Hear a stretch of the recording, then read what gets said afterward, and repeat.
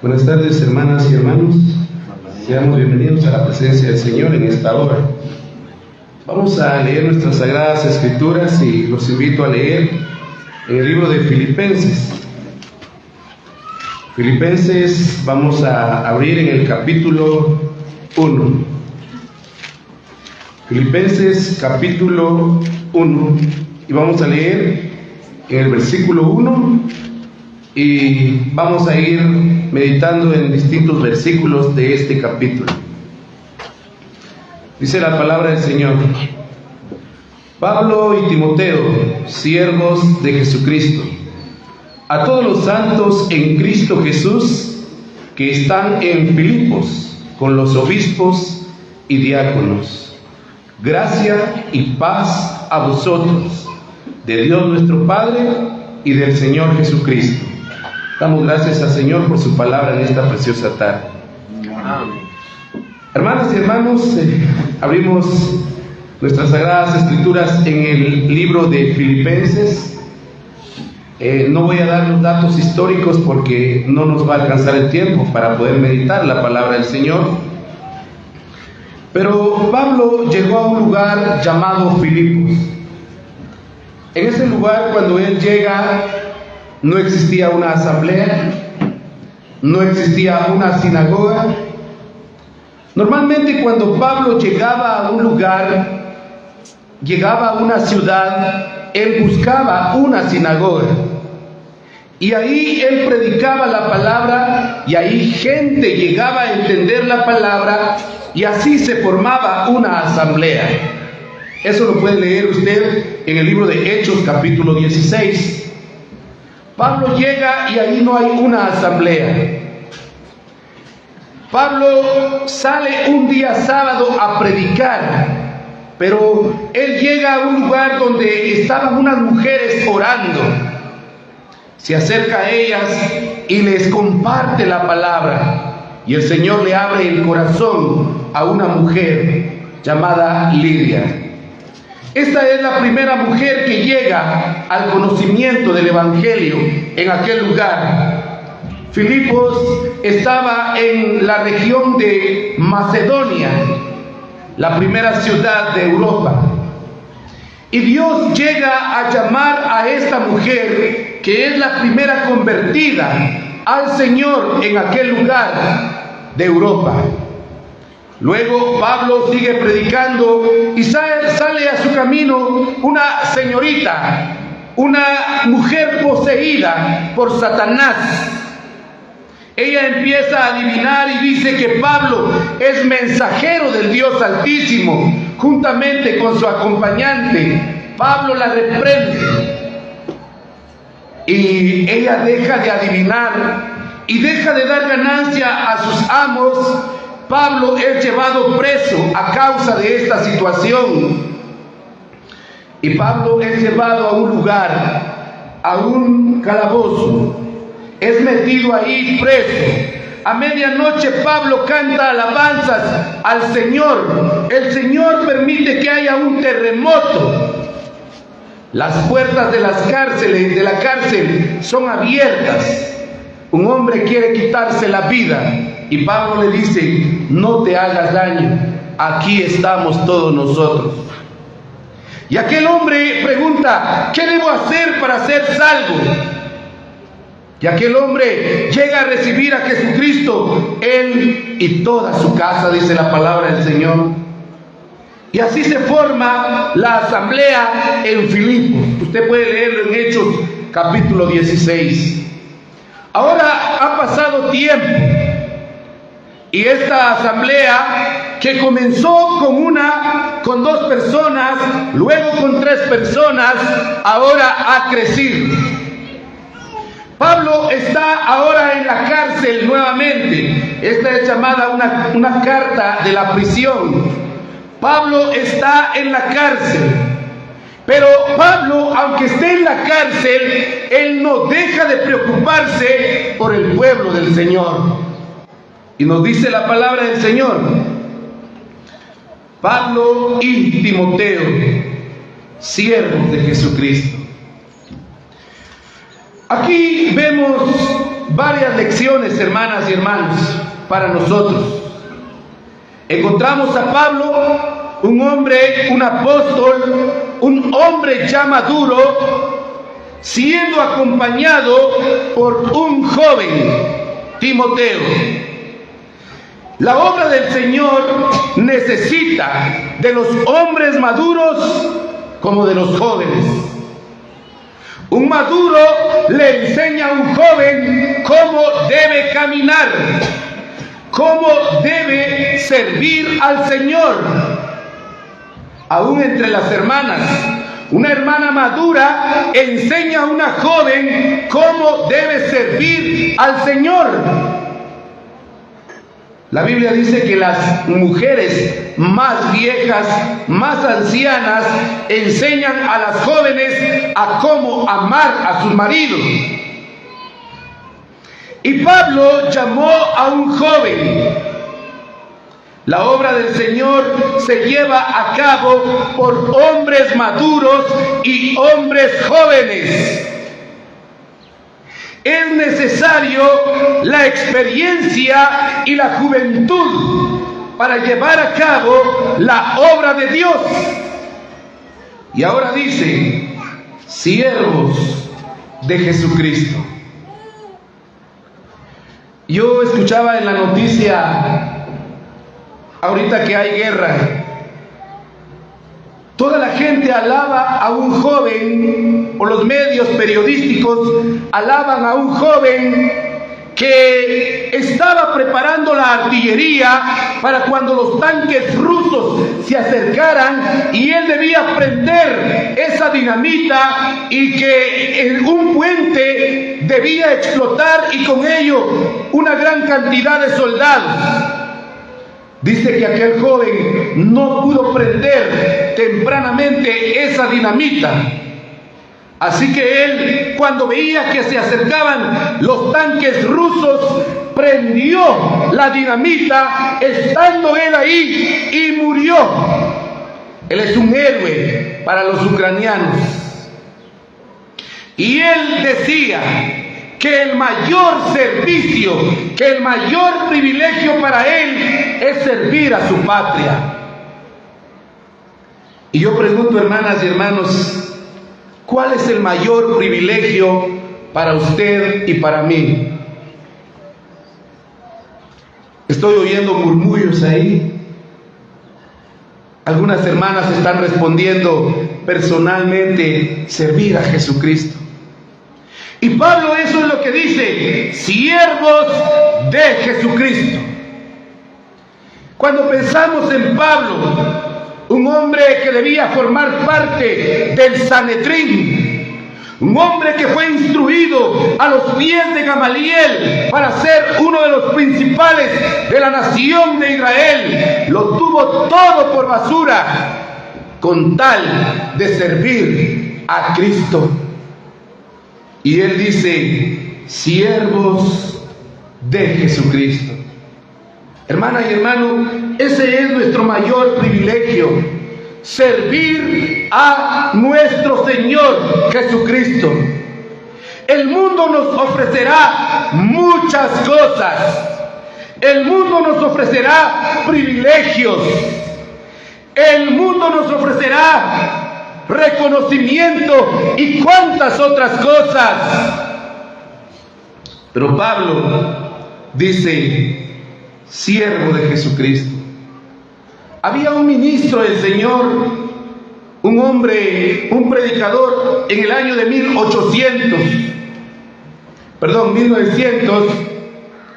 A él se le llamó para ser presidente de los Estados Unidos.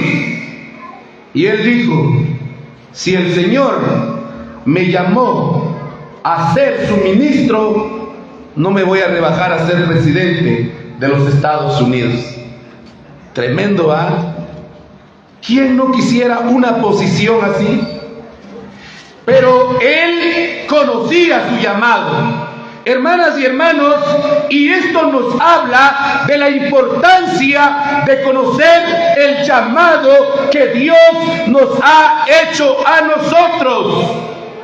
Ser creyente no es la segunda opción. Ser creyente es el mayor privilegio, es el mayor llamado que usted o yo hayamos podido recibir. Y Pablo dice, siervos de Jesucristo. Un siervo era un esclavo, y un esclavo se sujetaba a la voluntad de su Señor. El Señor nos marca su voluntad en su bendita palabra para nosotros. Ahora dice, a todos los santos en Cristo Jesús. Y Pablo le habla a la iglesia, le dice, a todos los santos en Cristo Jesús. La religión oficial en la mayor parte de los países del mundo, el catolicismo, dice que un hombre o que una mujer llega a ser santo, santa, cuando llega a ser beatificado. Y eso es que un hombre o una mujer supuestamente se demuestre que hizo milagros durante su vida, y cuando ya está muerto se le santifica. Nada más lejos de la palabra de Dios. Tan lejos de la palabra de Dios está eso, porque dice la palabra, a todos los santos en Cristo Jesús. Así que nuestras primeras hermanas que están aquí sentadas hasta llegar atrás, así como nuestros hermanos aquí, cada uno es un santo. ¿Y qué es un santo, hermana y hermano? Es alguien, es algo llamado, es algo apartado para el servicio del Señor. En el templo de Jerusalén habían vasijas que pudiera ser que eran ya viejitas, pero que estaban apartadas para el servicio del Señor. Así usted y yo, la Biblia nos ha apartado, el Señor nos ha apartado para su servicio. Pablo primero dice siervos, sujetados a la voluntad de Dios. Pablo dice santos, apartados para el Señor. De paso, hermanas y hermanos, aquí vemos la estructura o la formación, los elementos de una iglesia. Dice el apóstol Pablo, a los santos. Pero estos santos no llegaron a ser santos por sí mismos. Dice, en Cristo Jesús. La santidad no la logra el hombre por mérito propio. Es gracias a nuestro Señor Jesucristo. Y dice ahora que están en Filipos. Eso es una asamblea. Una asamblea, una iglesia, es un grupo de hombres pecadores apartados para el servicio del Señor Jesucristo. Es un grupo de hombres que están al servicio de Jesucristo.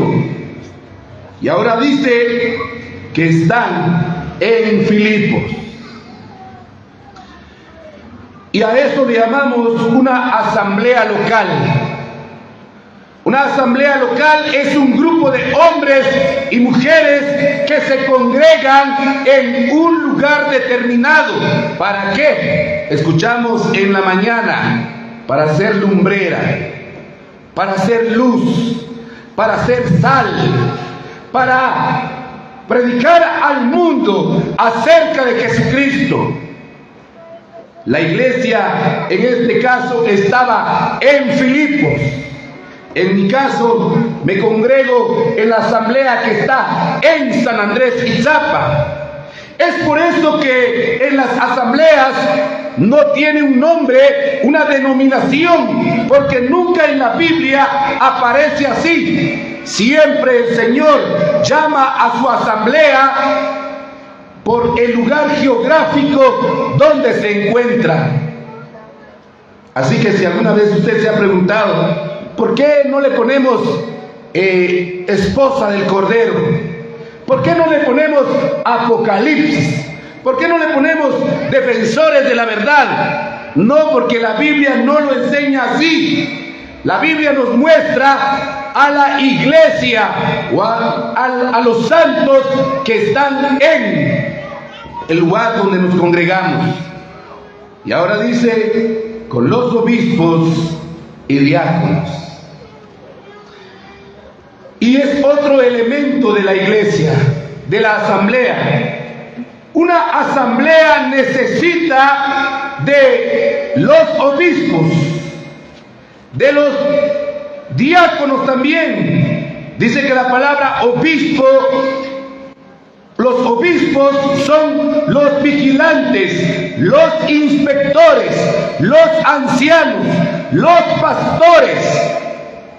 Yo antes escuchaba la palabra obispo y entendía que era un cargo grande que un hombre llegaba a obtener después de pasar por varios procesos. Pero la Biblia no enseña eso. La Biblia enseña que un anciano es un obispo. Es alguien que vigila la grey del Señor. Es alguien que inspecciona la grey del Señor. Y eso nos habla del oficio de nuestros hermanos que están al frente de una asamblea. Es el deber de ellos vigilar el estado espiritual, vigilar la doctrina. Si alguien entra predicando una doctrina falsa, detenerlo. Y el Señor nos muestra a través de su bendita palabra cómo es una asamblea. Dice también, y diáconos. Gracias al Señor por nuestros hermanos diáconos, por esos servidores, por esos hermanos que están constantemente preocupados de la mesa, preocupados de los alimentos, preocupados de los utensilios, del mobiliario, de todo ello. Todo eso es parte de la obra de Dios. Y ahora vamos al versículo 3. Dice el apóstol Pablo, guiado por el Espíritu Santo: doy gracias a mi Dios siempre que me acuerdo de vosotros. Ahora vemos la vida práctica de la iglesia. Primero vimos la formación, los elementos de una iglesia. Una iglesia, en primer lugar, está formada por hombres y mujeres pecadores apartados para el Señor. Una iglesia está en un lugar geográfico. Una iglesia es un grupo de hombres al servicio del Señor, donde hay una jerarquía, hay ancianos, hay diáconos. Ahora, una iglesia también tiene vida práctica. Y dice el apóstol Pablo, guiado por el Espíritu Santo: doy gracias a mi Dios siempre que me acuerdo de vosotros.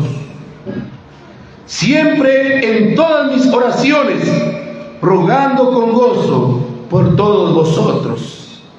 Yo le decía a los hermanos allá en San Andrés Itzapa, la vida del apóstol Pablo es sorprendente. Hermana y hermano, él dice: doy gracias a mi Dios siempre. Él no era de vez en cuando que agradecía por los hermanos. La Biblia dice siempre, y ahora dice él: en todas mis oraciones. No había vez que Pablo no orara por los filipenses. Constantemente los tenía en su corazón, los tenía en su mente, los tenía en sus oraciones. ¿Tenemos nosotros un listado de oración, hermanos? A veces la oración, yo sé que este no es culto de oración, estamos hablando de la vida práctica. Y un elemento de la vida práctica es la oración. Y Pablo daba gracias a Dios siempre, y dice en todas sus oraciones, por vosotros. A cada asamblea que Pablo pasaba, veía a los hermanos, conocía a los hermanos, y él oraba por los hermanos. Él tenía una carga, pero él oraba con amor por los hermanos. ¿Tiene usted un listado de oración? ¿Ora usted por otros o a veces tenemos una oración egoísta? Esto para mí, Señor, esto para mí, esto y aquello, y se nos olvida que existen otros. Y Pablo oraba por los hermanos. La asamblea tiene una vida de oración también. Gracias a Dios por las asambleas que tienen una semana de oración. Nuestros servicios tenemos un día determinado para culto de oración, porque hemos entendido que es un elemento principal de una asamblea. No podemos estar sin orar. Es como estar sin respirar. Ahora dice el verso 5, por vuestra comunión en el Evangelio.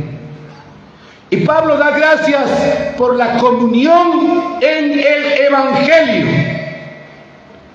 ¿Qué es la comunión, hermana y hermano? La comunión es las cosas que tenemos en común. Pero Pablo no menciona cualquier cosa. Él dice en el Evangelio. ¿Qué es lo que hace que tengamos comunión? El Evangelio. Gente hay allá en Chimaltenango, así como hay muchos hombres por acá a quienes ustedes podrían invitar. Pero ¿qué nos hace especiales a ustedes?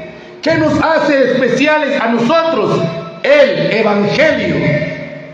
Un día Cristo vino a nuestra vida. Un día escuchamos ese mensaje glorioso, lo recibimos, ahora somos parte de su pueblo, ahora el Evangelio nos es común. Y Pablo dice, por vuestra comunión en el Evangelio. ¿Qué es lo que nos es común? Pablo ya lo dijo, el Evangelio. Hermana y hermano, nosotros podemos reunirnos a comer en cualquier lugar, pero si ahí no hay predicación, ahí no hay comunión en el Evangelio. Podemos tener amistad con otras personas, pero si ahí no se habla de Evangelio, eso no es comunión.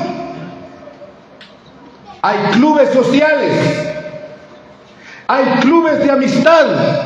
La gente hace grupos y se reúnen, pero eso no es comunión. Comunión en el Evangelio es tener las cosas de Dios, del Evangelio en común. Y eso nos hace cantar, orar, escuchar la palabra del Señor. Incluso cuando comemos aquí es comunión, porque lo que nos ha traído es el Evangelio. Y Pablo le dice a ellos que él daba gracias al Señor por su comunión en el Evangelio. Ahora dice, desde el primer día hasta ahora. Por eso, al iniciar, le di un pequeño resumen de cómo se formó la iglesia en Filipos. Se formó Dios abriendo el corazón de una mujer rica, pero que no tenía el evangelio. Se formó Dios llamando a un hombre tosco, rudo, un soldado, un carcelero, que llega al conocimiento él y toda su familia al evangelio. Y Pablo dice, desde el primer día hasta ahora. Pablo tenía en mente cómo comenzó esa asamblea, como oíamos en la mañana. Jamás olvidemos, hermanas y hermanos, nuestros inicios. Jamás olvidemos el primer día que Dios nos llamó. ¿Cómo estábamos? Yo estaba llorando. Yo estaba desahuciado. Yo era un joven con pensamientos suicidas. Pero ahí me llamó el Señor. ¿Cómo estaba usted? Jamás lo olvide. ¿Cuál era su estado cuando Cristo lo llamó? Que ese fervor continúe hoy, al igual que el primer día. Y dice, ahora el verso 6, ya vamos a ir terminando. Estando persuadido de esto, que el que comenzó en vosotros la buena obra, la perfeccionará hasta el día de Jesucristo. A este versículo yo le digo amén. Un escritor dice, este versículo es como una almohada, puedo reposar en él, sabiendo que el que comenzó un día la buena obra, la va a perfeccionar. Yo como hombre he iniciado muchas cosas que jamás he terminado. A veces comenzamos a arreglar algo y lo dejamos a un lado. Nosotros, pero no así el Señor. Él comenzó un día la obra en usted y en mí, la está perfeccionando y la terminará de perfeccionar el día en que venga nuestro Señor Jesucristo por su amada iglesia. Mientras Él viene, su iglesia vive en santidad, se aparta del pecado. Mientras Él viene, su iglesia predica el evangelio. Mientras Él viene, su iglesia vive en oración. Mientras Él viene, su iglesia vive en comunión. Y su iglesia le espera. Y un día, nuestro amado Señor vendrá en las nubes. Oiremos su voz y seremos elevados hacia Él, y nuestro cuerpo será transformado, y todo vestigio de maldad será eliminado completamente, y estaremos por fin completos, perfectos ante nuestro Señor. Y dice Pablo, estando persuadido de esto, que el que comenzó en vosotros la buena obra, la perfeccionará hasta el día de Jesucristo. La palabra persuadido significa convencido, completamente. ¿Estamos convencidos, hermanas y hermanos? ¿Estamos convencidos? El Señor viene por nosotros. Y Él viene por su amada iglesia. Mientras Él viene, su iglesia vive y se purifica para Él. El Señor bendiga su palabra en nuestros corazones.